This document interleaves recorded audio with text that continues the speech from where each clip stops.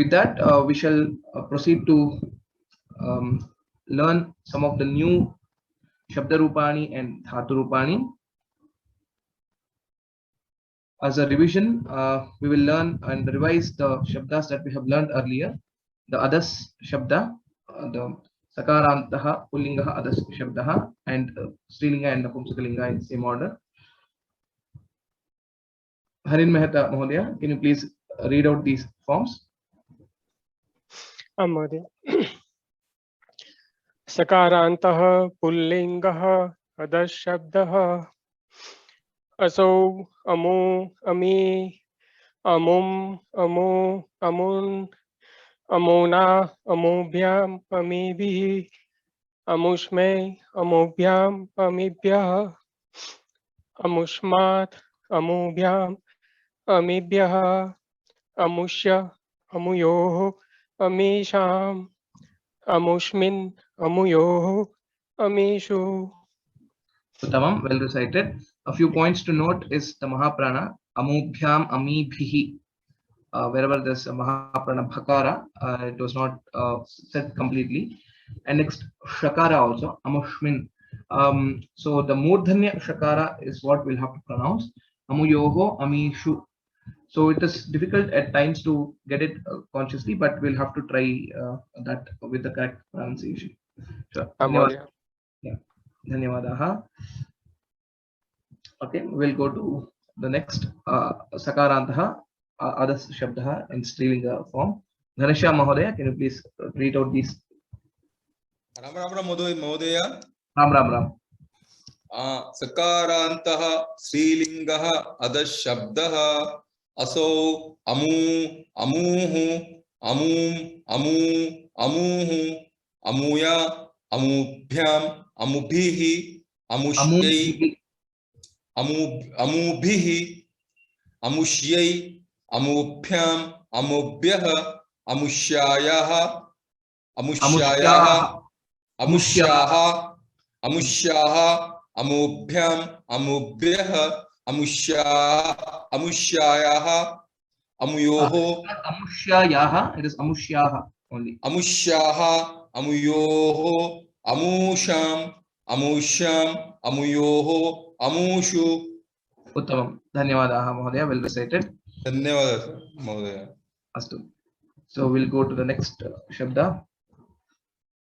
Arun Mahodaya, can you please read out these forms? Ram Ram Ram Mahodaya. Ram Ram Ram.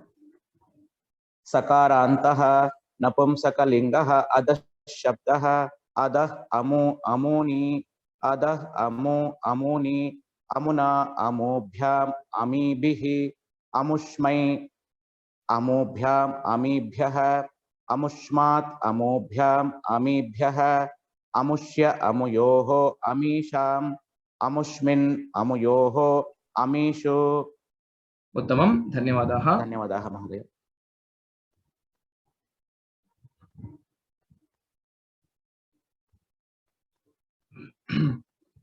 Okay, now we shall go to the next Shabda, which we have learned in the previous class.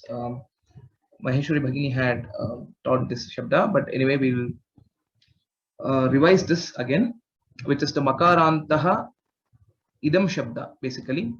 So we have, this is also one of the Sarvanama Shabda, a pronoun used, and similar to Adas Shabda that we learned, Asau Ramaha. Similar, same way we can say I am Ramaha and so on. So this is also another pronoun, and we have used this Idam Shabda in our lessons also. In maybe in the previous lessons that we learned, we have used this Adas Idam and Adas Shabda. Both of these we have used. Though this is not part of our Dvidiya textbook, it is something that is very much required, and the sentences that we see and come across involve these pronouns, and hence this was introduced. So let us see who can read this out. Sinus Bhagini, can you please read out the forms? Namaste. Namaste. Pullinga idam shabdaha ayam imau ime imam enam imau enau iman enan अनेन Annen आभ्याम एभिः अस्मै आभ्याम एभ्यः अस्मात् आभ्याम एभ्यः अस्य अनयोः एनयोः एषाम् अस्मिन् अनयोः एनयोः एषु। उत्तमं, धन्यवादाः भगिनी। ओके, अग्रे सरामः। लीना भगिनी, can you read out the next forms? Ram Ram Ram महोदय। राम राम राम। मकारान्तः स्त्रीलिङ्गः इदं शब्दः, इयम् इमे इमाः इमाम् एनाम् इमे एने इमाः एनाः अनया एनया आभ्याम् आभिः अस्यै आभ्याम् आभ्यः अस्याः आभ्याम् आभ्यः अस्याः अनयोः एनयोः आसाम् अस्याम् अनयोः एनयोः आसु। उत्तमं, धन्यवादाः। धन्यवादः। Okay, so if we see again the forms of Makarantah, Strilingaha and Pullingaha, Idam Shabda, we can see quite a few similarities and differences as well. And also with respect to the known Shabdas, that is maybe Adas Shabda or even the Kim Shabda or any of the other Shabdas, if we see, in some places we can recognize some similarities. So for example, in all of the Strilinga Sarvanama Shabdas, you get Yakara, Asyai. Okay, and similarly in the Pullinga forms you get Asmai. Makara will be there in Pullinga, and in Strilinga it will be there Yakara, Asyai, etc. So some of these are similarities and differences that you can note to remember these forms well. Okay, Namrata Bhagini, can you read out the forms? महोदय। मकारान्तः नपुंसकलिङ्गः इदं शब्दः, इदम् इमे इमानि इदम् एनत् एनद् इमे एने इमानि एनानि अनेन एनेन आभ्याम् एभिः अस्मै आभ्याम् एभ्यः अस्मात् आभ्याम् एभ्यः अस्य अनयोः एनयोः एषाम् अस्मिन् अनयोः एनयोः एषु। Uttamam, dhanyawadaha. So please remember these forms and practice these forms and memorize them. In today's class, we shall learn a few new dhatus and the forms of that. Advait Mahodaya, can you please repeat after me? Bru dhatuhu vartamana kalaha latlakaraha. भूधातुः वर्तमानकालः लट्लकारः ब्रवीति आह ब्रूतः आहतुः ब्रुवन्ति आहुः ब्रविति आह ब्रहुतु ब्रहुतुः Astu, I will teach again. Let us tell it one by one. Braviti aha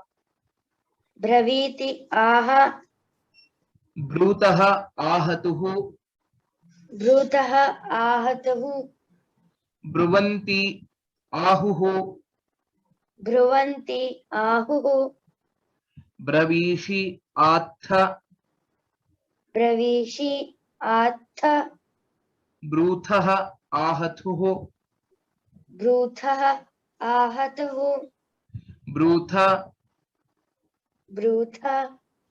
bravimi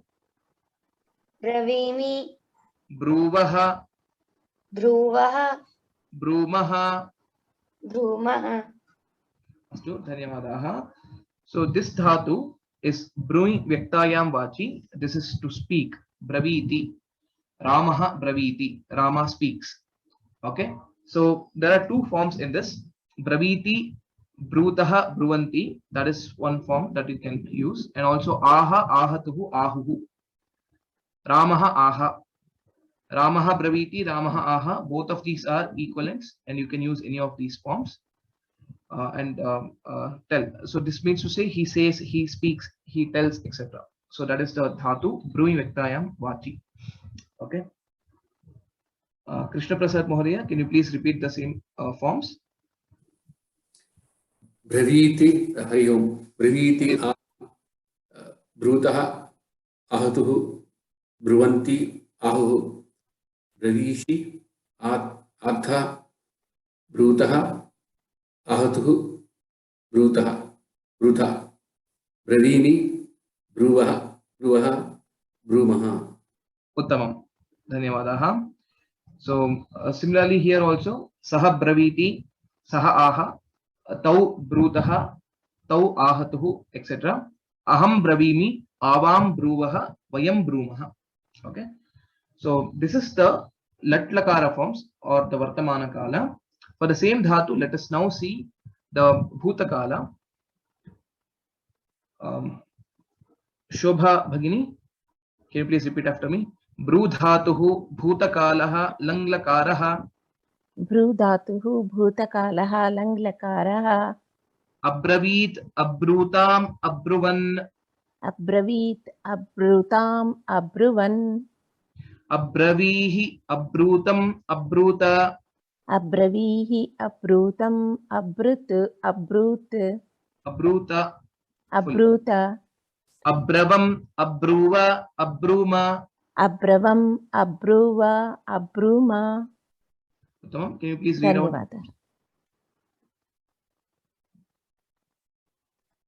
Dhanyavadaha. Gopal Krishna Mohodaya, can you please read out the forms? Ram Ram Mohodaya. Ram. Bru dhatuhu bhutakalaha lang lakaraha. Abravit abrutam abruvan abravihi abrutam abruta abravam abruva abruma. Uttamam. Dhanyavadaha. Same way, saha abravit, aham abravam, etc. These are the forms. Please try to practice these. Similarly, to speak is what we learned. To hear is shrunoti, basically shru dhatuhu, shru shravane, to listen or to hear. Okay, let us learn these forms. Gopala Krishnan C. Mohodaya, can you please repeat after me? Shru dhatuhu vartamana kalaha latlakaraha. Okay. NSL Narasimhan Mohodaya, can you please repeat after me? Ram.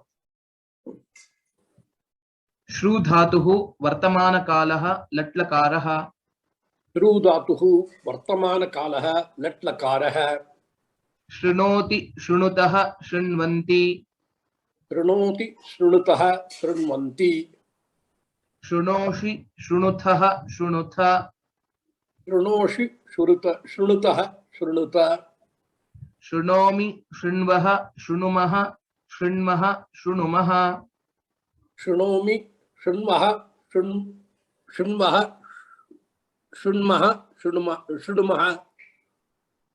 Okay, Uttamam. Please read out the forms once. Shrunoti shrunutuha shrunvanti. Shrunoshi shrunutaha shrunuta. Shrunomi shrunvaha shrunuvaha shrunmaha shrunumaha. Uttamam. Dhanyavadaha. So similar to Ramaha braviti, Lakshmanaha shrunoti. Okay, it's the same way. Saha shrunoti, tau shrunutaha, etc. Aham shrunomi, avam shrunvaha or shrunuvaha. Both forms are available. And similarly, vayam shrunmaha shrunumaha. Okay, this is for shru dhatu, to listen. We will see the lang lakara forms of the same. Sujata Bhagini, can you please repeat after me? Shru dhatuhu bhutakalaha lang lakaraha. Shru dhatuhu bhutakalaha lang lakaraha. Ashrunot ashrunutam ashranvan. Ashrunot अशृणुताम् अशृण्वन् अशृणोः अशृणुतम् अशृणुत अशृणोः अशृणुतम् अशृणुत अशृणुत अशृणवम् अशृणुव अशृण्व अशृणुम अशृण्म अशृणा अशृणावम् अशृणुव अशृण्वा अशृणुमा अशृणुमा अशृण्मा. Yes. Okay. धन्यवादाः. Thank you, sir. Okay. Priyadarshini Bhagini, can you please read out the forms? Ram Ram Ram महोदय. राम राम राम. श्रु धातुः भूतकालक लङ्लकारक अशृणोत् अशृणुताम् अशृण्वन् अशृणोः अशृणुतम् अशृणुत अशृणवम् अशृणुव अशृण्व अशृणव अशृण्व. उत्तमं. धन्यवादाः. धन्यवादाः. Okay. So please learn these forms, which will be very helpful. So this form ashrunoho, we had come across this particular form in Guroho Upadeshaha, in the lesson Guroho Upadeshaha, wherein most of the places we were seeing it to be Madhyama Purusha Ekavachanam and in Bhutakala also. Okay. So these are some things which we'll be using. Like you've already heard about this. Tvam ashrunoho, asmin vishaye tvam ashrunoho, etc. So please learn these forms and practice it. Okay. So we'll proceed further.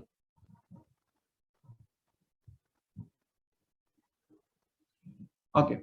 Now this is the Atmanepari Dhatu which we had learned. It is just like